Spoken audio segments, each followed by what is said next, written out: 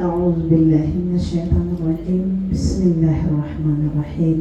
السلام عليكم ورحمة الله وبركاته. الحمد لله الذي نحمده ونستعينه ونستغفره ونعوذ بالله من شرور أنفسنا ومن سيئات أعمالنا. من يهده الله فلا مضل له ومن يضلل فلا هادي له. أشهد أن لا إله إلا الله وحده لا شريك له وأشهد أن محمدا عبده ورسوله لا نبي بعده. رضيت بالله ربا وبالإسلام دينا وبمحمد نبيا ورسولا. لا إله إلا الله الحليم الكريم. لا إله إلا الله العلي العظيم. لا إله إلا الله رب السماوات السبع ورب العرش الكريم. لا إله إلا الله الحليم الكريم. سبحان الله تبارك الله رب العرش العظيم والحمد لله رب العالمين. ففهمناها سليمان وكلا آتينا حكما وعلما وسخرنا مع داود الجبال يسبحنا وطير كنا فاعلين.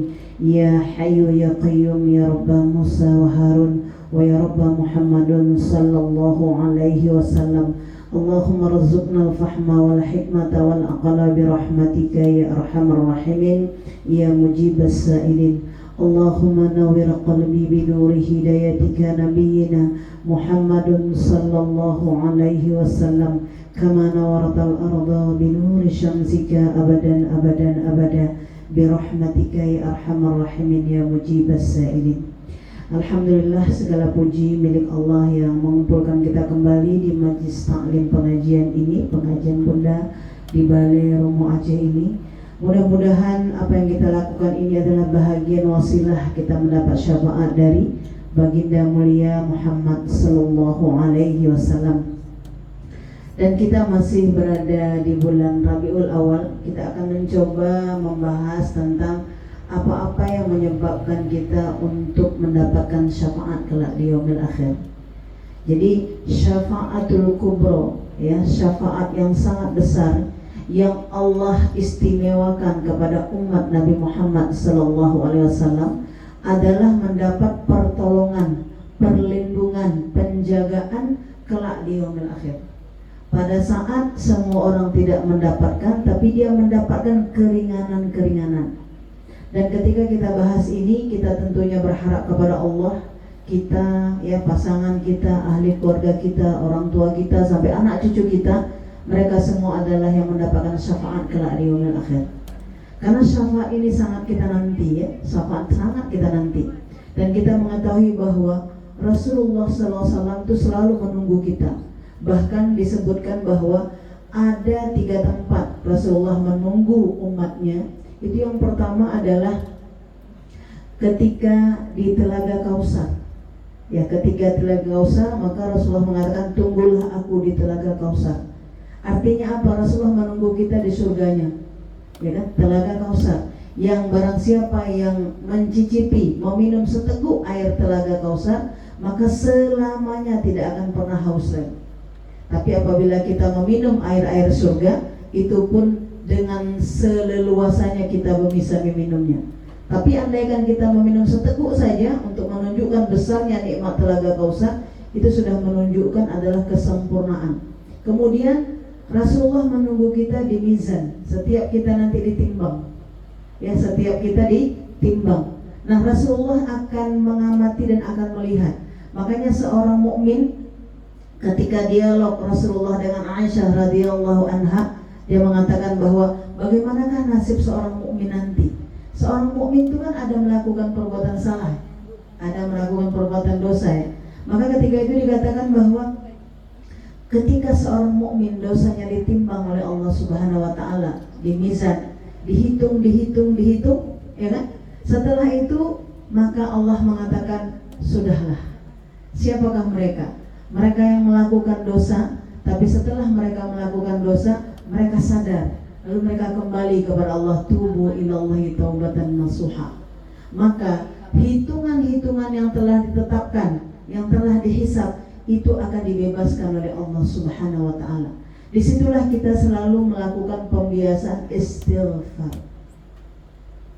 Ya, disitulah kita harus selalu melakukan istighfar. Istighfar itu adalah sadar diri, sadar bahwa kita itu salah, sadar bahwa kita itu tidak sempurna, sadar bahwa kita masih banyak kekurangan, cacatnya. Lalu kita menghadap kepada Allah, kita sadari bahwa ya Allah, tataplah aku dengan ampunan, tapi jangan tatap aku dengan siksa.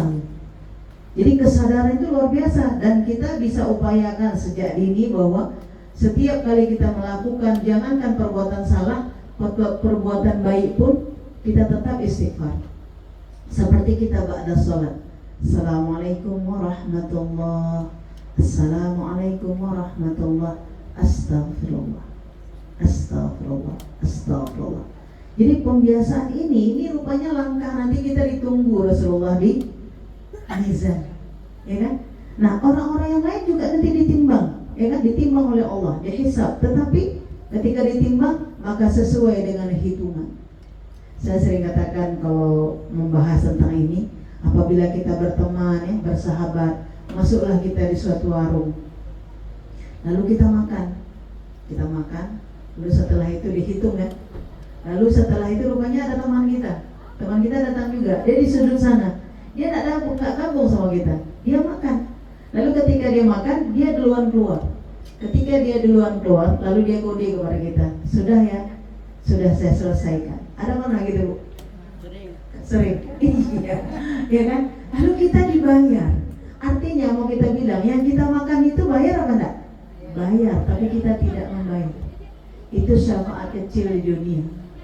Kalau di dunia kita nggak pernah rasakan itu, makanya sulit juga dapat nanti di yaumil akhir.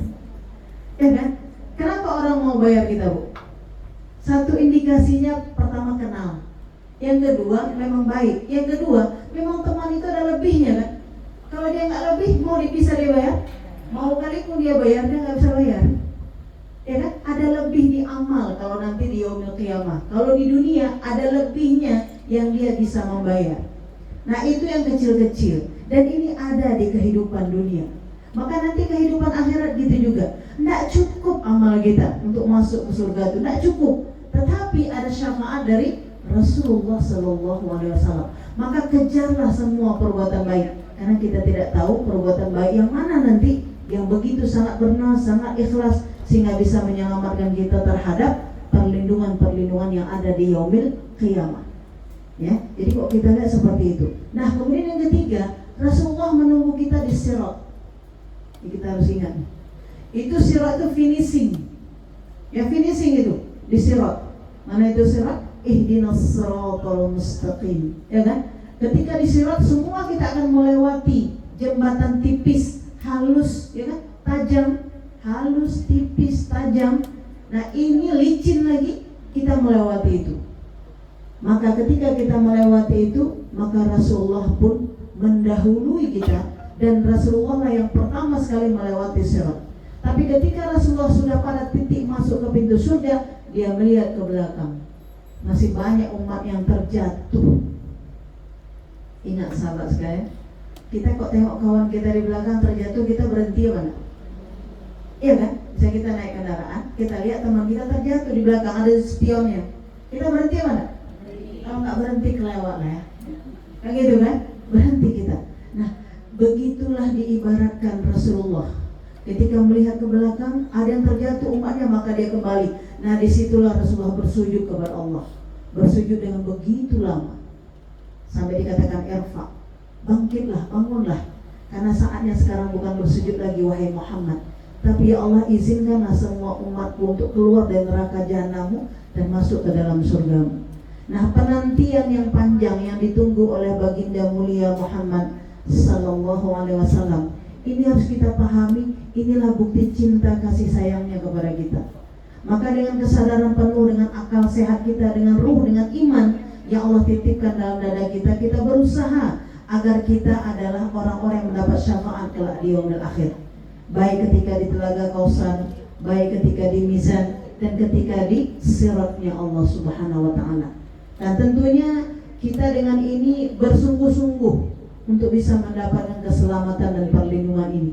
Bukan apa adanya, tapi dengan kesungguhan. Dan salah satu bukti kesungguhan adalah kita mempelajari syiar agama Allah ini. Nah, oleh sebab itu dalam kesempatan kali ini kita akan bahas apa yang menyebabkan hamba-hamba Allah, ya, umat Nabi Muhammad mendapat syafaat kelak di yaumil akhir. Yang pertama adalah siapapun yang mengucapkan kalimah tauhid la ilaha illallah dengan ikhlas. Dengan ikhlas. Jadi enggak boleh titik ya. Setiap hamba Allah yang mengucapkan kalimat tauhid dengan ikhlas, la ilaha illallah, maka dikatakan dari hadis Nabi Muhammad sallallahu alaihi wasallam, qala Rasulullah sallallahu alaihi wasallam, as'adun nasi bi syafa'ati yaumil qiyamah man qala la ilaha illallah khalisan min qablihi aw nafsi. Siapapun, kata Rasulullah, siapakah orang yang paling bahagia nanti di yaumil akhir? Sa'adah, ya. Kita ingat Sa'adah, ada nama Sa'adah. Ya, siapakah orang yang paling bahagia, kata Rasulullah, di yaumil akhir? Nah, kalau di dunia kita bisa jawab. Siapakah orang di dunia yang paling bahagia?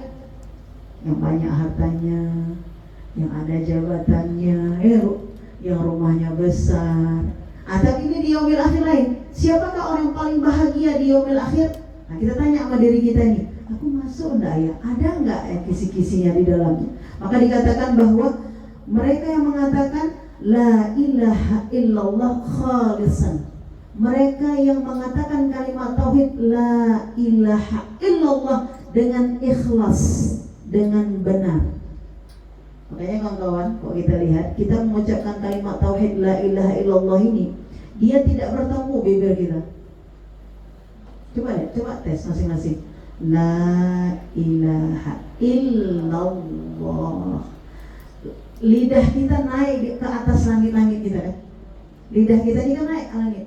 Seperti kita mengucapkan Allah, Allah, Allah kan? La ilaha illallah. Enggak ketemu gigi kita, enggak ketemu bibir kita. Artinya apa? Dalam kondisi nanti sangat terjepit, yaitu ketika sakaratul maut. Ketika sakaratul maut. Itu kan kalau kita bilang alhamdulillah, itu bertemu bibir kita. Alhamdulillah, harus ada tenaga. Tapi kalimat tauhid enggak bertemu bibir kita, enggak bertemu la ilaha illallah. Gigi kita pun enggak bertemu. Artinya apa? Maka dengan sangat lunak, kondisi terpayah sekalipun itu bisa diucap. Tapi ini menurut kebiasaan masing-masing. Ya kan? Sangat mudah, tapi menurut kebiasaan masing-masing. Makanya kalimat tauhid la ilaha illallah, lidah yang tak bertulang itu bisa mengucapkannya sampai lidah kita ini angkat ke langit-langit ke atas. La ilaha illallah. Itu nanti kalau kita lihat orang-orang yang mau sakaratul maut, mungkin kita pernah melihat orang-orang sakaratul maut, itu lidahnya udah geluh. Maka lidahnya naik ke atas kan? Ya kan? Lidahnya naik ke atas, udah geluh. Sahabat sekalian. Nah, ini tata cara pengucapan dulu. Setelah pengucapan, pemaknaan. Jadi kalimah la ilaha illallah itu adalah janji setia kita kepada Allah. Janji setia kepada Allah. Kayak kita bilang, jam berapa kembali? 14.30. Kayak gitu kan? Janji setia kita. Ada yang terlambat. Oh ya, terlambat 5 menit, terlambat. Masih ditunggu. Kalau jam 6 datang ditunggu apa enggak? Enggak. Kan Bu, udah salah asal kita. Mau kita tunggu pun ada lagi orang pulang semua. Ya kan? Jadi ada yang terlambat kadang-kadang, tapi terlambatnya ada dalam batas toleransi, ada yang di luar batas. Makanya kalimat tauhid la ilaha illallah adalah janji setia kita kepada Allah. Dan ini adalah bukti keimanan kepada Allah. Jadi kita di usia-usia kita seperti sekarang, kita bisa tester kita lah ya. Seberapa jumlah kalimat tauhid la ilaha illallah setiap hari kita ucapkan. Ini harus dijadikan zikir rutin dan menjadi karakter pada diri kita. Karena hebatnya kalimat tauhid la ilaha illallah, dia mau mampu mengokohkan jiwa. Jiwa-jiwa kita ini kadang ada yang lemah, merasa nggak sanggup, merasa nggak kuat, merasa nggak bisa, merasa nggak sampai. Ada nggak tuh rasa-rasa tuh? Makanya salah satu yang paling praktis, kita menyebut nama Allah, ya kan, dengan kuasanya Allah. Makanya itu janji setia. Dan kalau orang mau masuk Islam, dia bukan mengatakan la ilaha illallah, tapi dia mengatakan asyhadu an la ilaha illallah, aku bersaksi. Tapi kalau sudah la ilaha illallah, kita sudah mengatakan bahwa tidak ada Rabb ya Allah selain daripada Engkau. Hanya Engkau saja, tidak ada yang lain. Kalau hebat lagi yang berikutnya, la ilaha illallah wahdahu la syarikalah, lahul mulku wa lahul hamdu, yuhyi wa yumiit wa huwa ala kulli syai'in qadir. Kita mengatakan kita siap mati kapanpun. Yang menghidupkan, ya, yang mematikan itu adalah Allah kapanpun. Padahal amal kita kan gak siap. Kan amal kita gak siap. Tapi kita harus mengatakan, Engkau lah yang menghidupkan ya Allah, Engkau lah yang mematikan. Kapanpun Engkau mau ambil ya Allah, ambillah. Kenapa? Karena kita tahu Allah Maha Penyayang. Karena kita tahu Allah akan memberikan ampunan. Nah, inilah nanti orang-orang yang akan mendapat syafaat kelak di yaumil akhir. Nah, kemudian orang-orang yang menyebutkan kalimat tauhid dengan ikhlas, mereka insya Allah akan diberikan qalbun yang salim oleh Allah. Jadi kalimat tauhid la ilaha illallah itu menunjukkan bahwa janji setia kita kepada Allah. Yang kedua, itu menunjukkan qalbun yang salim, hati yang selamat. Maka jika ini tidak menjadi wirid utama seorang mukmin, ini ada harapan tidak mendapat syafaat kelak di yaumil akhir. Ya, makanya ini satu landasan yang sangat kuat, ya, untuk kita mendapat syafaat kelak di yaumil akhir, ya, dari baginda mulia Muhammad sallallahu alaihi wasallam. Tetapi yang memerintahkan itu adalah Allah Subhanahu wa taala. Kuasa penuh yang diberikan kepada Rasulullah itu adalah karena diberi kuasa oleh Allah Subhanahu wa taala ketika di padang mahsyar. Makanya kita harus tahu bahwa untuk memperkuat tauhid kita, ucapan dasar la ilaha illallah, maka inilah yang menjadi satu keutamaan. Sampai-sampai dikatakan bahwa ketika seseorang melakukan dosa yang teramat banyak, tetapi dia di akhir kalamnya bisa mengucapkan kalimat la ilaha illallah, maka baginya surga.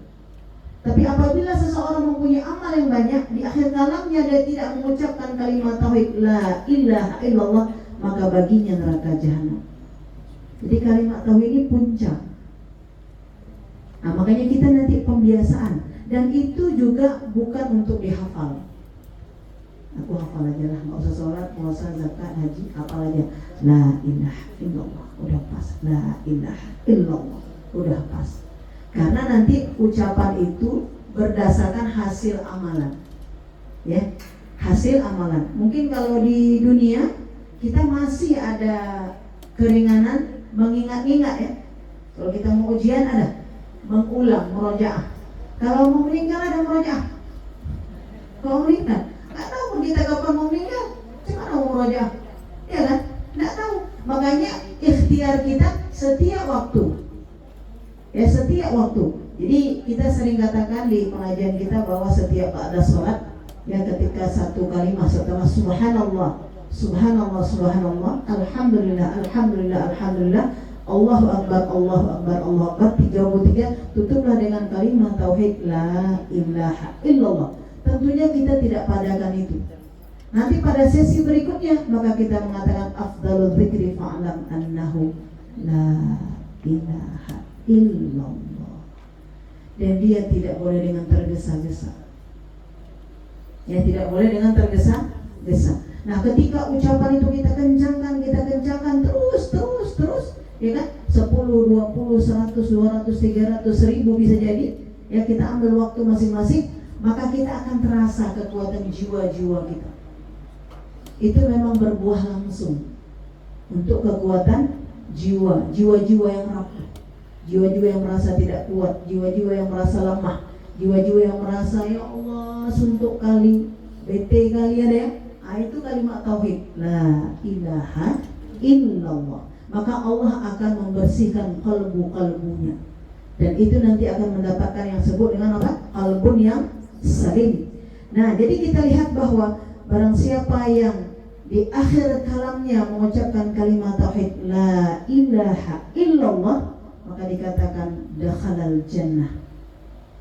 di mengqala, siapa yang mengatakan kalimat tauhid akhirul kalam la ilaha illallah, maka dakhalal jannah, maka baginya surga. Itulah kemenangan. Jadi kalau kita belajar dengan guru-guru kita, dia mengatakan apa? Hidup kita ini memang untuk menanti penantian satu kalimat itu, la ilaha illallah. Tapi lucunya manusia, penantian yang satu kalimat itu pula yang tidak disebutkan dalam satu hari. Pada itu yang dinanti, itulah substansi hidup. Tapi kadang itu pula yang tidak terucapkan dalam satu hari. Tapi ingat, mengucapkannya dengan ikhlas. Ikhlas itu adalah benar. Kita membenarkan dengan lisan, membenarkan dengan perbuatan, dan membenarkan dengan akhlak atau ibadah kita. Maka ketika kita mengatakan tidak Rob selain Engkau ya Allah, apa arti Rob? Tidak ada yang kurindu selain Engkau ya Allah. Tidak ada yang kutuju selain Engkau ya Allah. Tidak ada yang kucita-citakan selain Engkau ya Allah. Tidak ada waktu yang kuhabiskan kecuali untuk Engkau ya Allah. Maka nanti orang mukmin, apapun yang dia lakukan itu semua bernilai ibadah. Jadi kita mengerti makna dari kalimat la ilaha illallah. Maka kita lihat di mana waktu yang paling banyak kita habiskan. Di mana waktu yang paling banyak kita habiskan? Apakah di tempat sholat, ya kan? Apakah kita bilang di ta'lim? Apakah di pekerjaan? Makanya kalau kita niatkan apapun yang kita lakukan untuk Allah, apa makna ibadah? Segala sesuatu yang mendatangkan cinta dan ridho Allah itu dihitung ibadah oleh Allah. Segala sesuatu. Makanya kita lihat, kalau kita mencerca orang diridhoi Allah apa enggak? Berarti enggak terhitung ibadah. Kalau kita tertawa terbahak-bahak dihitung ibadah mana? Enggak, berarti enggak ibadah. Kan gitu kan? Kalau kita makan banyak-banyak dihitung ibadah mana? Enggak, berarti enggak hitung ibadah. Kan gitu kan? Tapi kalau makan sekedarnya untuk menguatkan kita untuk melaksanakan, menundukkan diri kita di hadapan Allah, itu ibadah mana? Bahkan kalau kita enggak mau makan, itu namanya maksiat. Jadi kalau orang sakit, dia enggak mau minum obat, itu maksiat ya. Walaupun dia mengatakan ya Allah sembuhkan aku, tapi dia nggak mau berobat. Karena ada jalur syariatnya, ada hukumnya. Apabila ada banjir besar, kita nggak mau pindah. Allah mati, nggak boleh, nggak bisa. Harus ada ikhtiarnya menyelamatkan diri, harus ada perlindungan. Maka segala sesuatu yang bisa mendatangkan Allah ridho, Allah cinta disebut dengan ibadah. Jadi kita mengerti bahwa ketika kita menyebutkan kalimat tauhid ini, ya Allah yang aku rindu hanya Engkau ya Allah. Makanya bisa jadi di waktu-waktu kita, ketika kita tidak bisa melakukan amal yang sangat maksimal, nanti kita kafarat di waktu yang lain. Saya pernah katakan bahwa ketika kita tidak bisa mengaji di hari Jumat karena uzur dan segala macam, maka kita menggantinya. Bisa jadi dengan istighfar 1000 kali, bisa jadi dengan bersedekah, bisa jadi dengan membaca Al-Quran, bisa jadi dengan bersujud, bisa jadi dengan sholat tobat. Itu yang kita kafarat. Kalau kebiasaan wirid baik itu tertinggal, ya, kalau kebiasaan wirid baik seperti hari 14.30 biasa kita hadir, rupanya tidak bisa hadir. Jangan abai, kita harus membayar kafaratnya, karena ini adalah surga yang terlewatkan. Tapi kalau kita merasa bahwa itu biasa saja dan bahkan tidak ada ruginya, itulah nanti kerugian di yaumil akhir. Di dunia tidak terasa. Maka dikatakan orang-orang yang melakukan maksiat, apabila dia tidak bisa mengibadahi Allah, tidak ada rasa pada dirinya. Tidak ada rasa. Jadi kalau misalnya tidak baca Al-Quran, tidak rasa, tidak qabliyah, ya, tidak sholat qabliyah, tidak sholat ba'diyah misalnya, kan yang sunnah-sunnah, tidak merasa itu rugi. Itu titik-titik maksiat yang ada di dalam jiwa. Maka pengobatannya yang mana? Pengobatannya dengan memperkuat kalimat tauhid, la ilaha illallah. Disitulah kita katakan tadi bahwa Rasulullah mengatakan orang yang paling bahagia mereka adalah yang mengucapkan kalimat tauhid dengan khalisan, dengan benar, dengan jiwa dan dirinya, dengan kebenaran yang hakiki. Makanya ketika kita tarbiyah, kita dalami apa maksudnya. Mereka mengucapkan itu dengan penuh cinta kepada Allah. Makanya kita lihat seperti dalam sejarah seperti Bilal. Bilal itu ketika dia diseret, ya, di kota Madinah, maka dia mengatakan ahad, ahad, ahad. Kenapa? Karena kalimat tauhid la ilaha illallah telah berbuah. Andai pun di dunia ini aku diseret merasakan sakit, cukuplah ya Allah di dunia ini saja, tapi tidak nanti di yaumil akhir.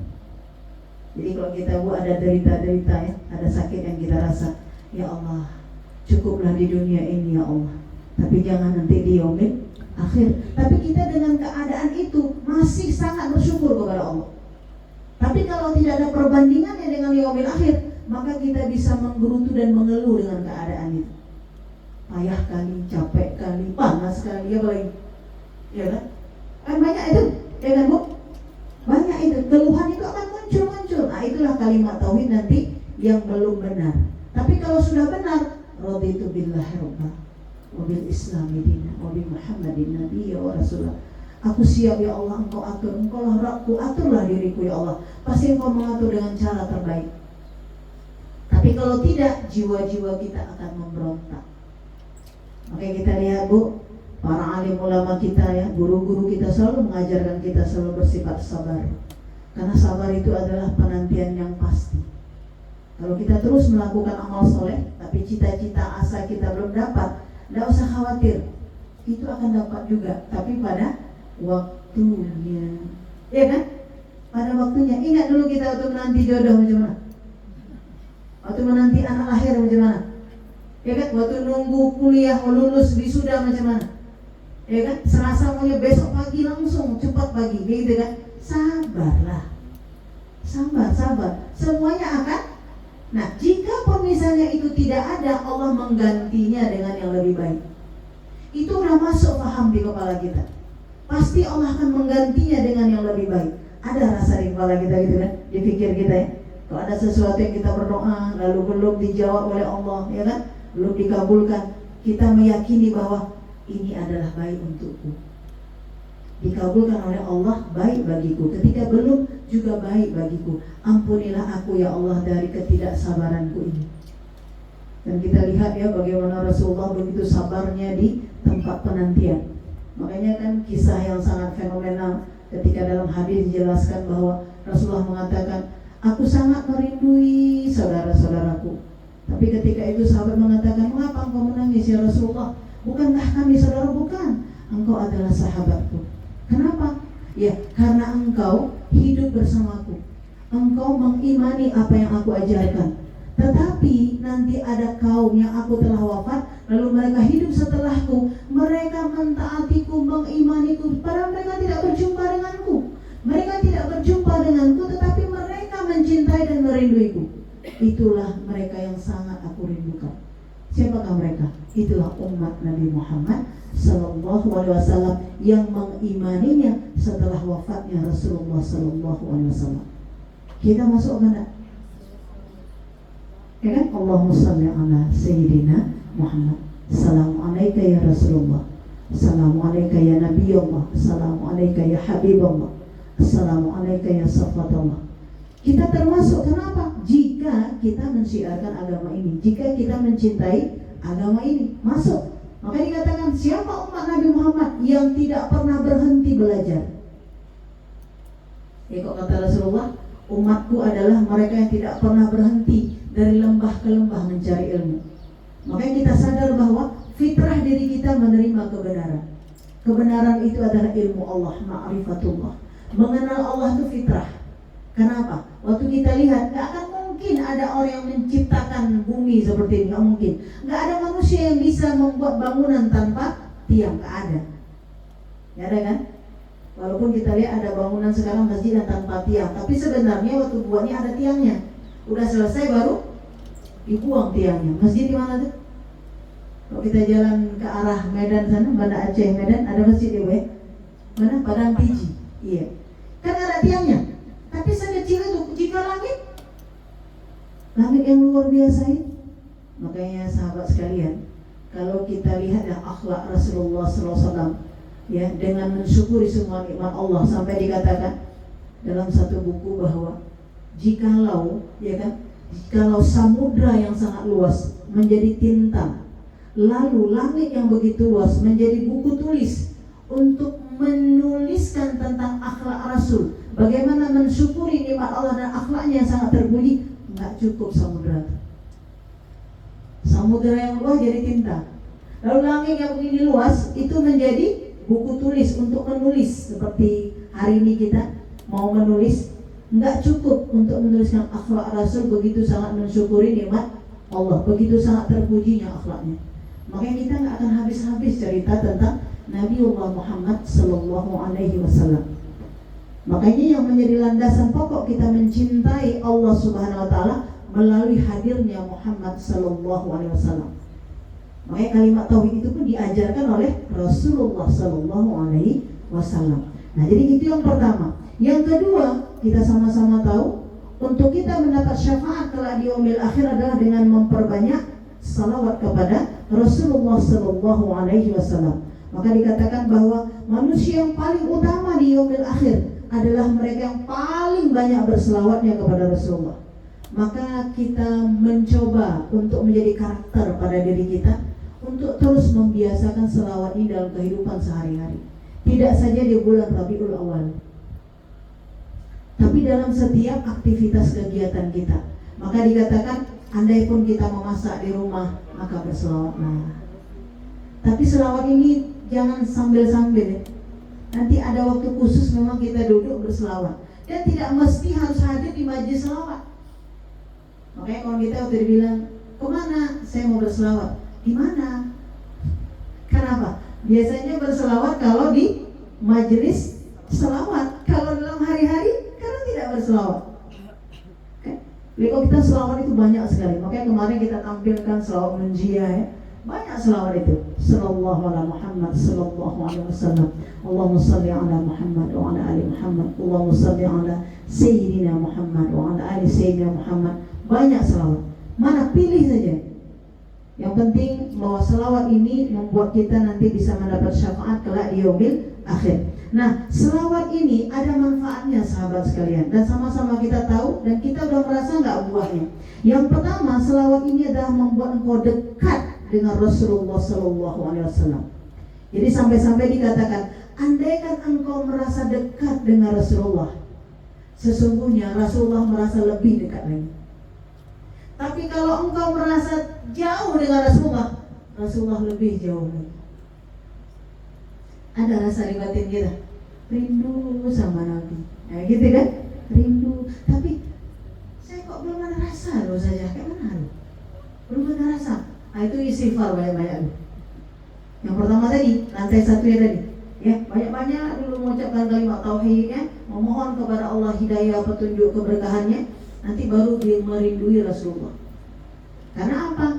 Kita untuk dirindui oleh Rasulullah, kita merindu dulu dengan Rasulullah. Tentunya untuk merindui Rasulullah, kita harus mengerti tentang sirah, tentang sepak terjangnya, tentang dakwahnya Rasulullah. Kira-kira dalam hidup kita, kalau ada orang yang memberi kepada kita, kita ingat nggak sama dia? Ada ya? Orang memberi sama kita, bros baju sebiji dia kasih, kita ingatnya seumur hidup kita. Rasulullah memberi apa? Keselamatan dunia dan akhirat kita. Makanya alangkah tidak berakalnya manusia apabila dia tidak mengingat Rasulullah Sallallahu Alaihi Wasallam. Karena dialah jiwa-jiwa yang menyelamatkan diri manusia. Sampai-sampai hebatnya kalau kita terus mempelajari sirah Nabi Muhammad Sallallahu Alaihi Wasallam, kalau kita orang yang sedih, kita akan gembira, termotivasi. Kalau kita orang yang sendiri nih, sepi, kita akan merasa seperti dalam keramaian. Kalau kita orang yang termenung, ya, merasa bete, kita akan jadi orang yang bersemangat. Itu luar biasanya ruh jiwa Muhammad yang masuk ke dalam jiwa manusia. Ya kan? Akan ada nanti rasa pengagungan yang luar biasa. Makanya selawat ini harus dibarengi dengan ilmu, pemahaman tentang bagaimana kehidupan Nabi dari awal sampai akhir, lalu apa yang dikerjakan Rasulullah. Maka kita lihat 12 Rabiul Awal, hari lahirnya Rasulullah, hari berhijrahnya Nabi Muhammad SAW, dan hari wafatnya Rasulullah. Berarti kalau 12 Rabiul Awal, apa yang kita lakukan? Untuk merefresh kembali tentang awal kehidupan, mengapa Nabi Muhammad dilahirkan, lalu apa yang dilakukan Rasulullah untuk agama ini, lalu ketika wafatnya, akhir kehidupannya, apa yang terjadi ketika ditinggalkan oleh Rasulullah. Gitu kan? Maka kita melihat bahwa Itu bukan kebetulan Allah membuat semuanya di 12 Rabiul Awal. Tentunya ini menjadi pelajaran berharga bagi kita yang berakal dan diberi iman oleh Allah Subhanahu wa taala. Ini adalah satu kesempatan untuk kita mendapat syafaat kelak di yaumil akhir dengan terus memperbanyak selawat kepada Rasulullah. Jadi yang pertama tadi adalah manfaatnya Allah berikan ketenangan. Jadi jiwa-jiwa yang mengatakan Allahumma shalli ala Sayyidina Muhammad wa ala ali Sayyidina Muhammad beserta jumlah yang dia ucapkan, maka bersama waktu itu jiwa tenang dimasukkan Allah dalam dada dan pikiran kita. Itu hebatnya, dan itu dibayar kontan oleh Allah Subhanahu wa taala. Ya kan?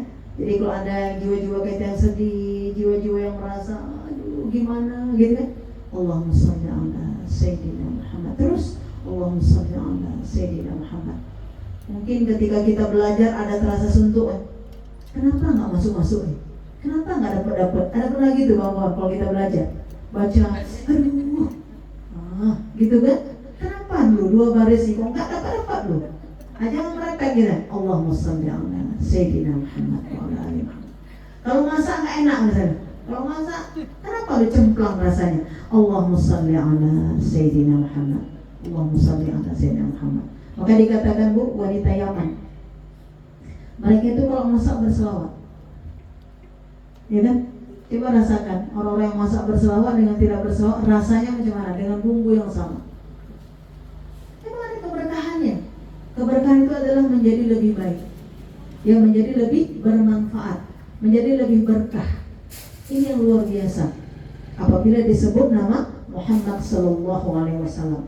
Lalu yang berikutnya, selawat ini juga serta-merta bisa menghapuskan dosa-dosa kita. Maka tidaklah orang berselawat kepada Rasulullah dengan jumlah yang sangat banyak, maka Allah mengabulkan hajat-hajatnya, kemudian Allah menghapuskan dosa-dosanya. Jadi selawat ini udah setara dengan istighfar. Ya kan? Selawat ini setara dengan istighfar. Istighfar, astagfirullah, aku mohon ampun. Tapi di selawat kan tidak ada ucapan itu. Allahumma shalli ala Sayyidina Muhammad. Salam sejahtera, keselamatan terlimpah kepada baginda mulia Muhammad sallallahu alaihi wasallam. Ada nggak minta ampun di situ? Tidak ada. Tapi apabila diucapkan Rasulullah, nama Rasulullah, Allah mengampuni kita. Begitu sayangnya Allah kepada Rasulullah. Jadi kalau disebutkan nama Muhammad, kita itu diampuni oleh Allah Subhanahu wa taala. Tapi ingat, dengan jumlah yang banyak. Dengan jumlah yang banyak. Karena dosa kita banyak. Kita ibaratkan dalam kehidupan, kalau ada segelas air, setitik garamnya, ada terasa di air itu, ada pengaruh. Walaupun tidak sama seperti itu. Tapi ini menunjukkan bahwa keberkahan nama Rasulullah kita sebutkan, ya, setelah kita mendapatkan ketenangan, kebaikan, maka Allah akan menghapuskan seluruh dosa-dosa kita. Kemudian kita lihat bahwa orang-orang yang selalu berselawat kepada Rasulullah, hidupnya akan diliputi keberkahan. Sesuatu yang baik, yang bertambah baik, berada pada orang-orang baik, dan puncaknya dia akan berada pada tempat terbaik. Itulah surganya Allah Subhanahu wa ta'ala. Tidak ada kerugian sedikit pun orang yang berselawat kepada Rasulullah sallallahu alaihi wasallam. Bahkan dikatakan, andaikan engkau berdoa, itu bisa dikabul, bisa tidak dikabul. Tapi kalau berselawat, tidak ada yang tidak dikabulkan oleh Allah Subhanahu wa ta'ala. Ini kelebihan daripada berselawat. Dan endingnya, pada akhirnya, kita mendapat syafaat kelak di yaumil akhir. Kemudian yang berikutnya adalah, siapakah orang yang akan mendapat syafaat di yaumil akhir? Mereka yang berdoa setelah azan. Mereka katakan, wa man a'rada an dzikri fa inna lahu ma'isyatan danka wa nahsyuru yaumal qiyamati a'ma. Orang yang melupakan Allah. Kenapa dikatakan melupakan Allah? Karena di situ dikatakan Allahu akbar, Allahu akbar. Hayya 'alas shalah, hayya 'alal falah, kan? Kemudian kalau kita lihat orang-orang yang tidak mendengarkan lalu tidak menjawab setelah azan, maka dia disempitkan hidupnya di dunia dan dibutakan di yaumil akhir, dipekakkan di yaumil akhir. Berarti kebalikannya, orang-orang yang ketika ada azan kemudian dia mendengar, kemudian setelah itu dia menjawab, Allahumma rabba hadhihi da'wati tammah wassalatil qa'imah ati sayyidina Muhammadan al-wasilata wasyarafa wad darajata 'aliyata rafi'ah wa ba'athul maqam mahmud alladhi wa'ta innaka la tukhliful mi'ad. Walaupun ada dua riwayat, ada yang pakai tukhliful mi'ad, ada yang tidak pakai tukhliful mi'ad. Itu nggak usah kita perselisihkan, ya kan? Siapapun, ingat, ini kita wasilah bu, tangga naik.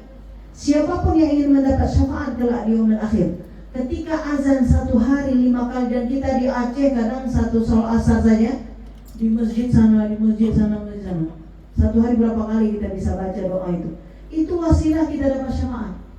Padahal kita baca itu cuma 1 menit, tapi wasilah untuk sepanjang waktu sampai yaumil akhir yang tak ada batasnya. Makanya kita jaga-jaga. Jika ada misalnya di akhir azan kita sedang berbicara dengan teman, ingatkan kawan, jangan bahasa kita nggak enak lah bu, nggak enak. Nanti waktu di yaumil akhir nggak enak sendiri, ya kan? Jadi kita kalau misalnya azan, teman kita kadang dia yang berbicara, dia nggak mendengar karena dia sedang bicara. Ingatkan lagi azan. Maka lagi azan kita dengarkan, setelah itu kita membaca doa setelah azan. Ini hadis ini sahih.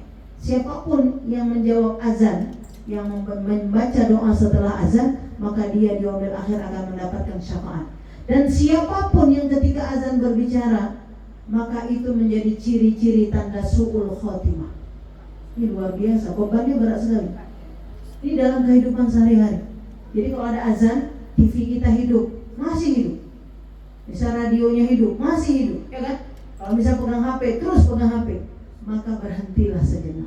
Kita saling mengingatkan kawan-kawan, karena kita saling berkasih sayang. Kalau kita sedang bersama teman ya, makanya kalau ada rapat, ada pengajian. Tapi yang anehnya, kalau di pengajian berhenti, kalau duduk di kafe tidak berhenti. Kalau kita lagi pengajian, bu lagi azan. Tapi kalau kita duduk di warung sama-sama makan, azan, makan cerita terus, makan terus. Makan boleh, makan kita boleh, tapi mendengarkan azan itu kita sambut. Dan kalau boleh angkatlah tangan kita, Allahumma rabb hazihi da'wati tammah, ya kan? Sampai selesai itu kita baca doa-doa itu. Karena itu luar biasa. 1 hari 5 kali, kalikan jumlah hidup kita. Berapa tahun kita hidup? Kalau 60 tahun, kalikanlah 60 tahun lah kita hidup, kali 5. Karena 1 hari 5 kali. Makanya berbahagialah orang yang rumahnya dekat masjid, berarti dia mendengarkan.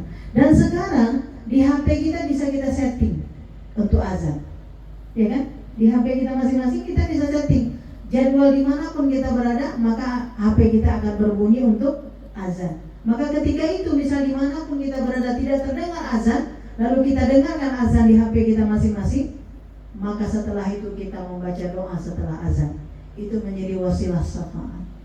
Tapi kalau yang kecil-kecil ini lalu dia abai dan tidak dikumpulkan, itu salah satu penyebab su'ul khotimah. Su'ul khotimah, kematian yang buruk. Kenapa? Karena hikmahnya, maknanya adalah ketika Allah memanggil dia tidak mendengar. Ketika Allah memanggilnya dia tidak mendengar. Hayya 'alas shalah. Ya kan? Hayya 'alas shalah. Ayo marilah untuk melaksanakan ibadah salat. Hayya 'alal falah. Ayo kemarilah untuk pada engkau menemui keberuntungan, keuntungan, ya keuntungan, kemenangan. Tapi tidak mau. Makanya kalau kita lihat hayya 'alal falah itu falahun. Asal katanya adalah seorang petani. Apa petani? Petani itu kalau dia tanam jagung, bibit jagung yang tumbuh adalah jagung. Kalau kita tanam bibit apel, yang tumbuh adalah apel. Maka itu falahun. Tapi jangan kita samakan dengan petani yang menanam di dunia. Kalau petani tanam di dunia, kalau dia tanam bisa jadi kena banjir nggak panen. Bukan itu maknanya. Makna falahun itu adalah seorang petani yang mengambil tukalnya, ya kan? Lalu dia memasukkan bibit ke dalam tanah. Jika apapun bibit yang dia masukkan, itulah yang tumbuh. Nggak mungkin kalau kita tanam jagung tumbuhnya kelapa kan? Itu berarti ada bibit kelapa di samping itu. Kayak gitu ya bu? Nah itu falahun itu artinya apa? Kemenangan yang pasti. Kemenangan yang pasti. Makanya kita lihat dalam kehidupan kita ini, orang-orang yang melakukan sebesar biji zarah pun perbuatan baik, itu dibalas oleh Allah Subhanahu wa ta'ala. Kalau kita bahas surah Muhammad ayat 1, orang-orang kafir selalu menghalangi orang-orang muslim, terutama yang paling tinggi Muhammad sallallahu alaihi wasallam, terhalang dia untuk bertauhid, dan menghalangi orang bertauhid. Sampai kita lihat bahwa orang kafir ingin mengancam membunuh Rasulullah SAW, ingin membunuh Nabi dan dikejar sampai ke kota Madinah, gitu kan? Maka mereka-mereka yang mengajar Nabi, yang mencerca, yang mencela Rasulullah, sampai ketika itu ke kota Madinah, andaikan pada satu titik dia bersyahadat kepada Allah, maka Allah Subhanahu wa Ta'ala seluruh amal kebaikan yang pernah dia buat sebelum dia Islam itu dihitung amal baiknya. Jika akhir hidupnya dia bersyahadat, itu baiknya Allah. Apalagi mukmin. Makanya orang mukmin ketika nanti dia dimasukkan ke dalam neraka jahanam, dibersihkan semua dosa dan karatnya hingga habis, lalu keluarlah dia dari neraka, maka amal-amal baiknya menjadi miliknya. Amal baiknya menjadi miliknya. Mungkin cerita kecil-kecil kita. Kita kalau marah, misalnya marah ya, kita bilang nggak ada baiknya deh sedikit pun, nggak ada baiknya sedikit pun. Padahal yang salah itu satu, tapi karena saking marahnya nggak ada baiknya sedikit pun. Rupanya berikutnya dia minta maaf, udah baik. Akhirnya kalau kita bilang, udahlah, nggak usah kau ingat lagi. Kemarin aku lagi marah, nggak usah ingat lagi. Baik kembali ya. Itu kita manusia. Allah tanamkan sayang. Apalagi Allah yang maha penyayang. Tapi harus kita ingat, neraka jahanam itu satu hari kita katakan masuk itu seperti 5.000 tahun. Satu hari alam akhirat, 5.000 tahun alam dunia. Itu dosa kecil. Kalau dosa besar, satu hari alam akhirat 50.000 tahun. Nah, orang bilanglah sebentar aja. Makanya bahasa kita kalau di bulan Ramadan, dan itu juga biasa kita mintakan di bulan-bulan yang lainnya, Allahumma shrif anna adzab jahannam. Ya Allah, jangan singgahkan aku di neraka jahanam. Karena singgah sebentar saja, ibaratnya dosa ringan itu 5.000 tahun. Dalam hitungan alam dunia 5.000 tahun. Kalau dosa besar 50.000 tahun. Ya, jangan nanti waktu kita bahas, terus saja saya dengar 50.000 tahun, saya dengar 5.000 tahun. Ya, ada yang 5.000, ada yang 50.000. Yang 50.000 itu dosa-dosa besar. Yang 5.000 tahun itu dosa-dosa kecil. Tapi bagi seorang mukmin tidak ada yang besar, tidak ada yang kecil. Kenapa? Semuanya bermaksiat kepada Allah. Maka dia menghitung itu sebagai dosa besar. Hanya saja hukum fikih untuk mengadili manusia, ada dosa besar, ada dosa kecil. Jadi seperti itu. Tapi bagi kita seorang hamba, yang kita abaikan itu adalah Allah Zat Maha Pencipta. Maka tidak ada besar, tidak ada kecil, karena Allah yang Maha Besar. Nah, jadi kita lihat bahwa orang-orang yang berdoa setelah azan ini wasilah untuk bisa mendapatkan syafaat kelak di yaumil akhir. Apa syafaat?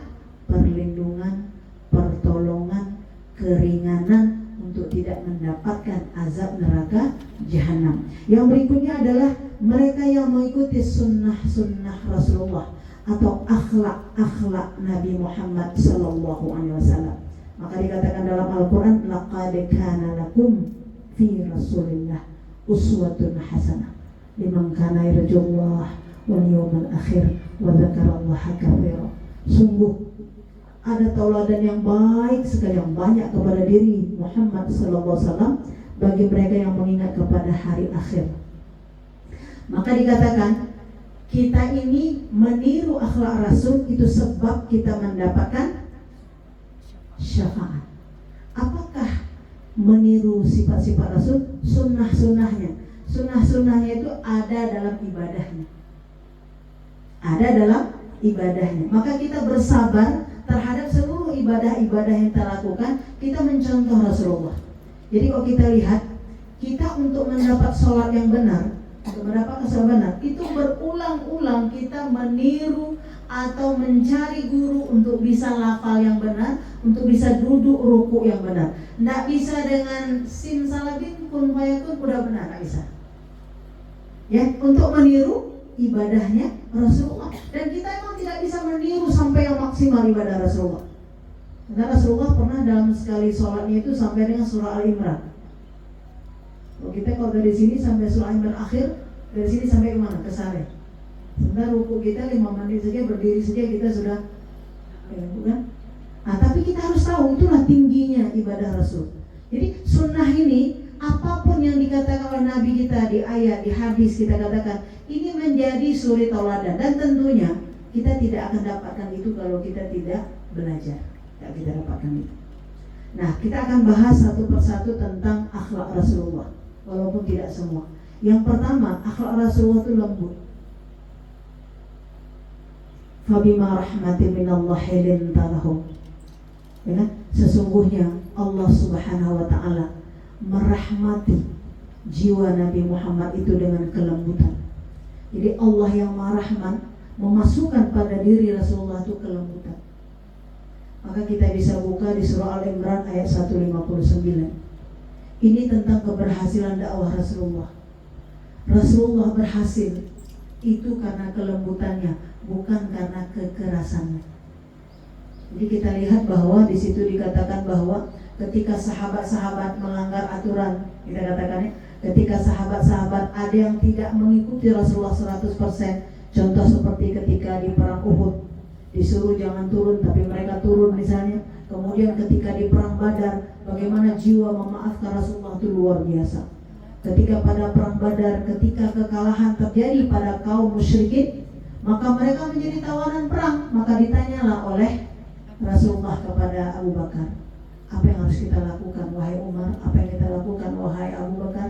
Maka mereka mengatakan, bunuh saja ya Rasulullah, kembalikan saja ke keluarganya ya Rasulullah, gitu kan? Atau tawan saja. Apa kata Rasulullah? Maafkanlah.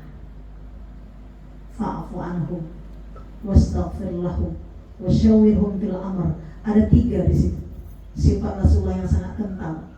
Yang pertama, Rasulullah jika ada orang berselisih dengannya, jika ada orang yang tidak sepaham dengannya, ya kan? Yang pertama, Rasulullah memaafkan.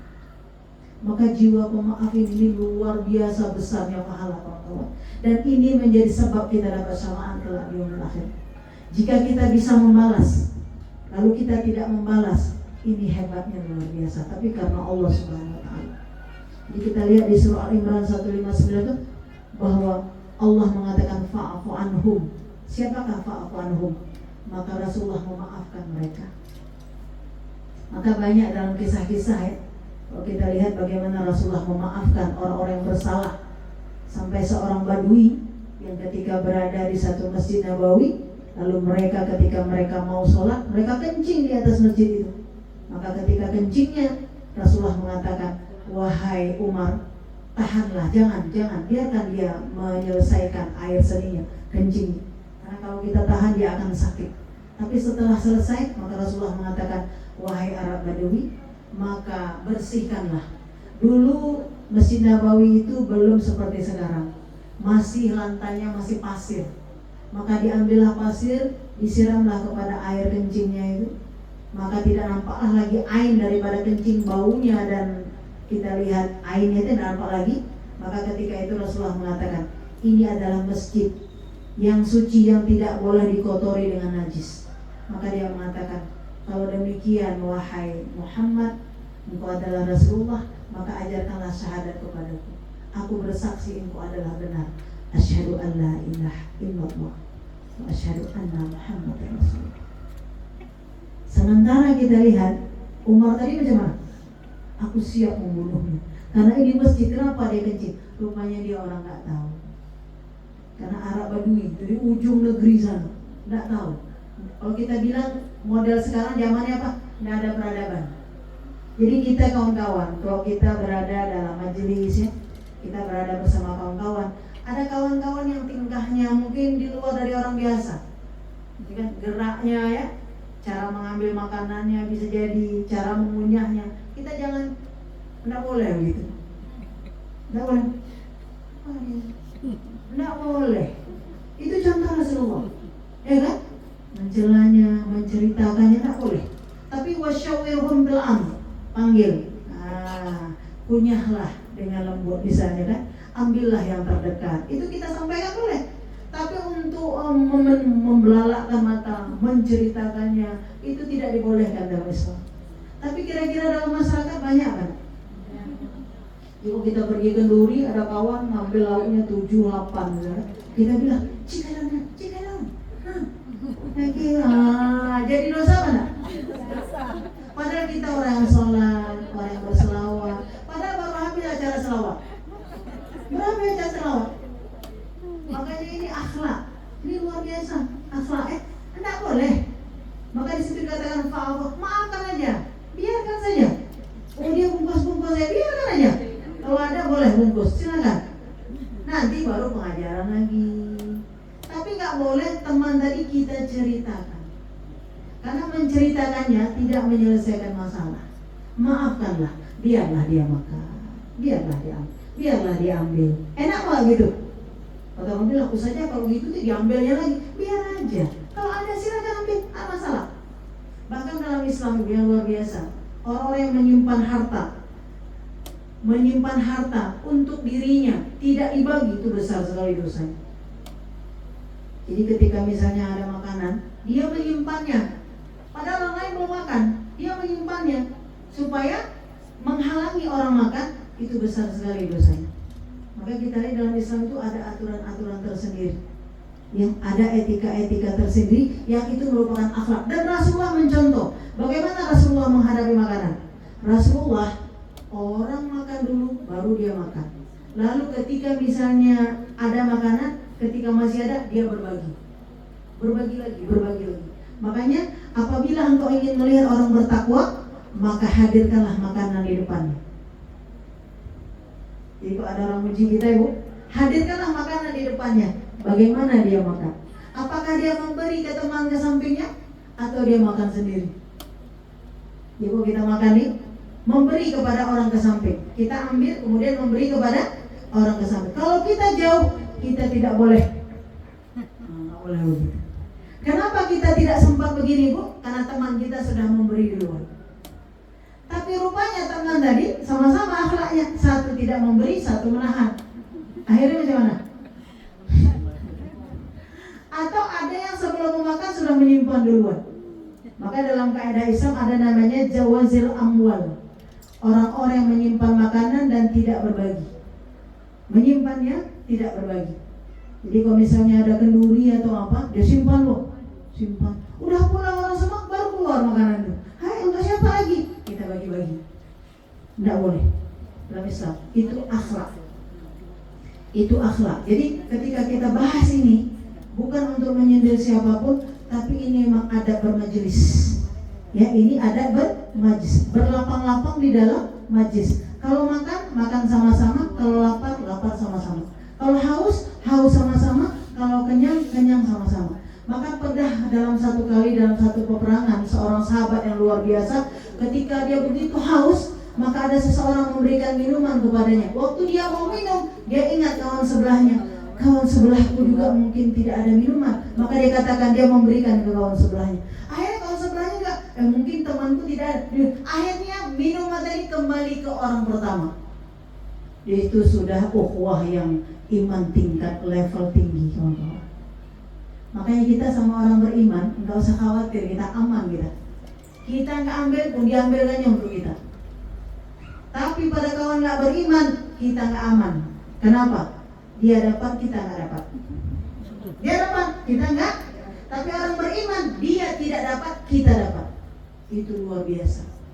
Jadi akhlak Rasul itu, kalau kita lihat, ada dalam ibadah, ada di dalam masyarakat. Dan akhlak Rasul itu hebatnya sahabat sekalian. Rasulullah itu nyambung kalau ngomong. Rasulullah tidak sekedar ngomong tentang neraka surga, ya kan? Tentang maksiat sama taat. Enggak. Rasulullah itu ketika misalnya sahabat membicarakan tentang makanan, dia juga nimbrung mendengarkan itu. Ketika sahabat menceritakan tentang kehidupan masa lalu ketika jahiliyah, lalu mereka seperti Umar bin Khattab mengisahkan tentang dulunya dia memakan Tuhannya gitu. Dulu dia menyembah patung, lalu sekarang katanya patung itu setelah dibuat maka dia makan. Maka Rasulullah pun tersenyum dan tertawa ketika mendengarkan cerita itu. Jadi Rasulullah itu connect. Bicara connect, apa dia? Nyambung. Setiap teman-temannya, sahabat-sahabat yang datang ketika berbicara nyambung.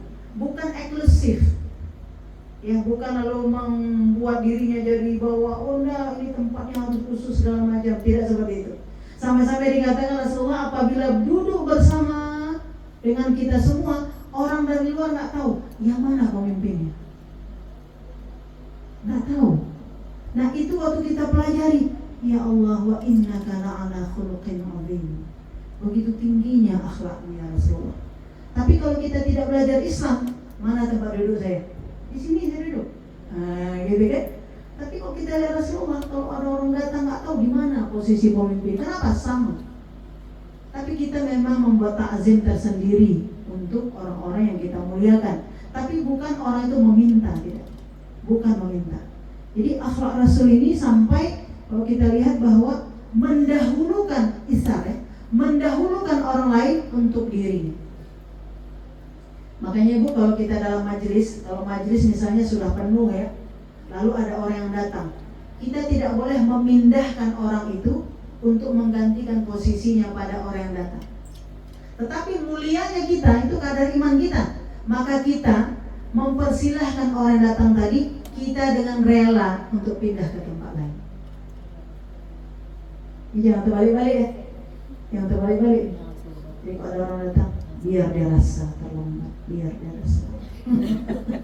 Iya kan Bu? Karena dia terlambat kan dia rasa, betul kan? Itu nggak akhlak Rasulullah. Tapi ketika ada assalamualaikum, dia sibuk lagi gini, mana lagi orang baru misalnya, kita bilang, Bu silakan. Tapi jangan kita bilang, WP, pindah WP, ke sibuk tuh duduk, nggak boleh. Kalau kita perintahkan teman yang duduk pindah, lalu gantilah sama orang baru, nggak boleh. Tapi kalau kita merelakan tempat duduk kita, dia yang duduk, itulah namanya kita sudah berakhlak baik. Lalu kita mencari tempat yang lain. Seperti mungkin di dalam kehidupan kita bermasyarakat, ada orang-orang yang tua, ada orang-orang yang telah renta, maka dia menghadiri satu acara, dia udah tertahe-tahe, ya kan, teman nggak ada, siapa nggak ada, maka kita bilang, Bu silakan di sini. Ibu mau cari siapa? Ibu kayak gitu ya. Maka kita mencari tempat dan mempersilahkan duduk, atau mengambil minumnya, atau mengambil makanannya. Apa yang bisa saya berikan? Ini akhlak mulia Rasulullah. Ya, mendahulukan orang lain, menghormati orang lain. Jadi kalau kita lihat akhlak ini adalah buah daripada iman tauhid yang telah kita bahas, buah daripada selawat, buah daripada tauhid ya, buah daripada ketaatan kita kepada Allah, makanya berbuah menjadi akhlak yang mulia. Makanya Rasulullah dijuluki di dalam Al-Quran, wa innaka la'ala khuluqin 'adzim. Nah jadi ini. Nah jadi kalau kita lihat akhlak Rasul itu, yang pertama memaafkan, yang kedua memohonkan ampun untuk yang bersalah. Ini kita biasakan kok enggak teman-teman? Ada teman kita yang bersalah, ya Allah, ampunilah dosaku, ampunilah dosanya. Perbaikilah diriku, perbaikilah dirinya. Sayangilah aku, sayangilah dirinya. Gitu ya. Dan ini yang paling utama kita doakan siapa? Ingat dulu kawan bestie terdekat kita, pasangan kita, ya kan? Kemudian anak kita, kerabat kita seperti ini, orang tua kita mungkin yang paling utama. Itu kita mohonkan ampun. Makanya Allahumma gfirli zunubi wali walidayya. Ampunkan aku, ampunkan orang tuaku. Kalau di ayat surah Al-Imran 159 tadi, ampunilah ya Allah mereka. Mereka yang mana? Bukan mereka yang baik, mereka yang bersalah, mereka yang melanggar, ampunilah mereka. Nah kalau hati kita udah berkasih sayang, selalu memohonkan ampun untuk sahabat-sahabat kita, insya Allah kita terus menjadi baik. Makanya bukan menceritakannya, bukan mencelanya. Jadi kalau ada yang miring-miring ya, kita rangkul kembali dan maafkan. Kemudian bermusyawarah untuk membuat sistem yang bagus, ya kan? Jadi tidak ada yang sempurna dalam hidup ini. Tapi setelah dimusyawarahkan, jumpa titik temunya. Oh rupanya begini, nah, seperti itu. Nah jadi ini adalah akhlak Rasulullah. Nah kita lihat Rasulullah itu apabila bertemu, kita disunnahkan menjadi hukum fikih, apabila bertemu teman selalu memberi salam, mengucapkan salam. Makanya salam yang dimaksud sini adalah membawa kesejahteraan. Hadirnya kita di tengah kawan-kawan itu menginspirasi, membuat senang, bukan membuat susah. Jadi kalau kawan cerita, Bu, anak saya sakit, Bu. Anak saya sakit juga, nggak boleh. Bu, saya sibuk kali selama ini. Saya juga sibuk kali selama ini, nggak boleh. Ya Bu ya, empati bahasa orang sekarang. Empati. Ini ada nggak dalam masyarakat? Ya kan? Ya kalau kita bilang dia sakit, dia bilang aku udah 20 hari, kamu baru 3 hari. Kalau dia telepon, ini saya lagi flu, oh kakak baru, saya udah dari berapa, kalau batuk gitu juga. Dia sehari, dia udah sebulan. Ini Bu meresahkan. Ini bahasa meresahkan. Jadi jangan kita pikir kalau kita belajar agama ini letterlock, enggak. Ya, akhlak Rasul itu mengucapkan salam. Betul, mengucapkan salam, assalamualaikum. Penjabarannya membuat orang senang. Membuat orang senang itu Bu, ada orang senang dengan dipersilakan, ada dengan ditatap, ada yang dengan dianggukkan kepala, udah senang orang. Nggak mesti harus kita ambil dompet kasih berapa perlu, nggak perlu, bukan itu. Ya kan? Dipersilahkan. Atau ada orang senang dengan didengar saja. Ada model orang suka bercerita. Maka ketika bercerita kita dengar, oh ya, gini cara masak serobong. Oh ya begini. Kita padahal memang tukang masak serobong, kita dengar ya. Jangan waktu dia mau cerita kita bilang, aku udah dari zaman dulu. Itu mentah. Ya. Jadi kita mendengar itu salam juga ya. Membahagiakan orang-orang yang bersama kita. Ini akhlak Rasulullah. Dan kita berharap akhlak ini kita jaga terus. Dan tentunya ini ada buah daripada tauhid yang benar kepada Allah Subhanahu wa taala. Sehingga muncul nanti tunas-tunasnya akhlak-akhlak yang menyenangkan. Kehadiran kita menyenangkan orang banyak. Iya, udah azan ya. Sampai di sini ini masih ada, mungkin kita sambung kepada Jumat depan bahwa tentang akhlak Rasulullah SAW yang menjadi sebab kita mendapat syafaat. Ini masih banyak contoh-contohnya untuk kita bisa aplikasikan dalam kehidupan kita sehari-hari. Subhanakallahumma wa bihamdika asyhadu an la ilaha illa anta astaghfiruka wa atubu ilaik. Assalamualaikum warahmatullahi wabarakatuh.